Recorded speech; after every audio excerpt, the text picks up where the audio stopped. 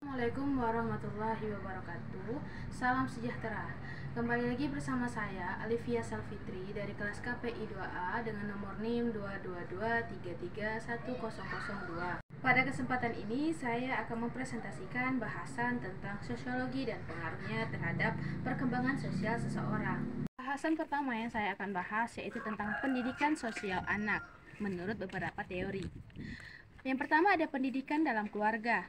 Hubungan antara anak dan orang tua sangat penting dalam menjalin kepercayaan antara orang lain dan diri sendiri. Dalam satu keluarga juga mempengaruhi tumbuh kembang anak. Keberhasilan tumbuh kembang anak ini dipengaruhi oleh beberapa faktor lingkungan, baik itu lingkungan keluarga hingga masyarakat sekitar. Peran orang tua sangat penting dalam membentuk keharmonisan dalam keluarga tersebut. Sebagai orang tua, memiliki kemampuan dan pengetahuan yang cukup itu sangatlah penting. Konsekuensi yang akan dihadapi jika anak tidak dididik dengan baik akan dirasakan baik dari keluarga itu pun sendiri ataupun diri sendiri, bahkan masyarakat di sekitar. Contohnya seperti anak yang tidak dididik dengan baik, banyak yang terjerumus ke arah negatif, seperti narkoba, seks bebas, aksi kejahatan, dan lain sebagainya. Yang kedua, ada pendidikan sekolah dasar. Pendidikan sekolah dasar memiliki tujuan, yaitu memberikan pengetahuan, kecerdasan dasar, kepribadian, dan akhlak yang mulia. Dengan adanya pendidikan sekolah dasar, dapat menjadikan seseorang mampu hidup secara berkelompok.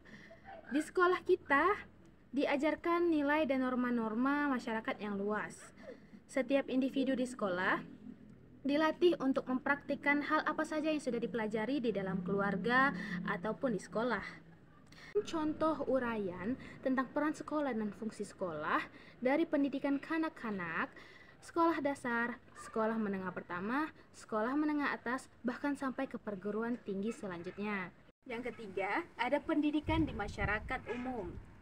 Pendidikan yang terakhir ini di mana anak berbaur dengan dunia luar di sekelilingnya, baik itu teman, tetangga, atau masyarakat yang lain, dengan tujuan agar anak bisa mempelajari tentang norma, wawasan tentang teknologi baru, dan adat istiadat.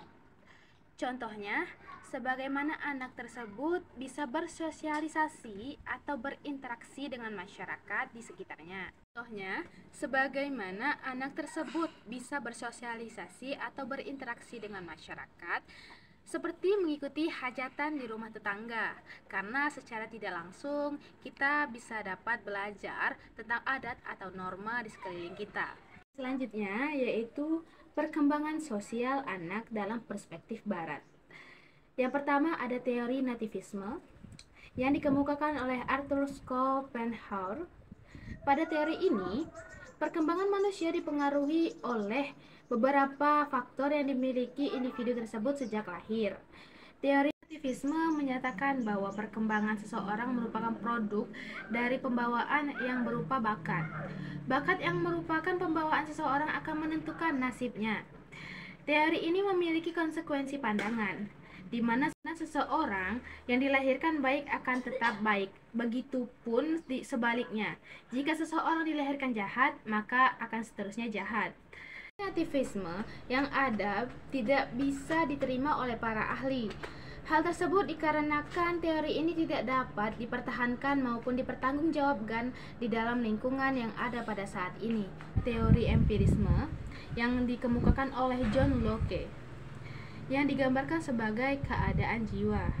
Jiwa itu sebagai kertas kosong, tidak berisi apa-apa, juga tidak ada ide di dalamnya. Pada teori empirisme ini, pendidikan serta pergaulan masuk ke dalam sebuah pengalaman, di mana manusia merupakan sebuah kertas putih dan nantinya individu tersebut akan menjadi apa, bergantung terhadap apa yang ditulis di dalam kertas tersebut. Contohnya, kita percaya bahwa kura-kura jalannya lambat karena punya pengalaman melihat cara berjalan reptil ini. Terakhir, ada teori konvergensi.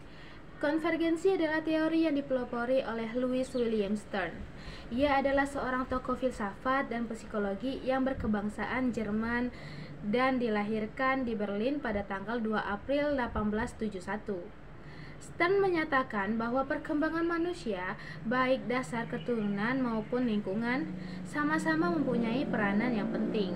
Teori konvergensi ini dikemukakan bahwa pembawaan serta pengalaman pada perkembangan manusia memiliki peran yang sangat penting, di mana antara lingkungan orang tersebut berada dengan bakat yang dimiliki sejak lahir saling mempengaruhi satu sama lain.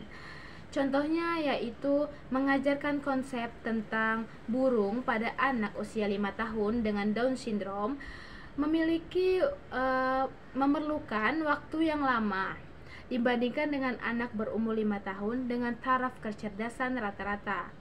Contohnya yaitu mengajarkan konsep tentang burung pada anak usia 5 tahun dengan berkebutuhan khusus seperti Down syndrome akan memerlukan waktu yang lebih lama dibandingkan dengan anak yang berumur 5 tahun dengan taraf kecerdasan yang rata-rata. Terima kasih. Wassalamualaikum warahmatullahi wabarakatuh.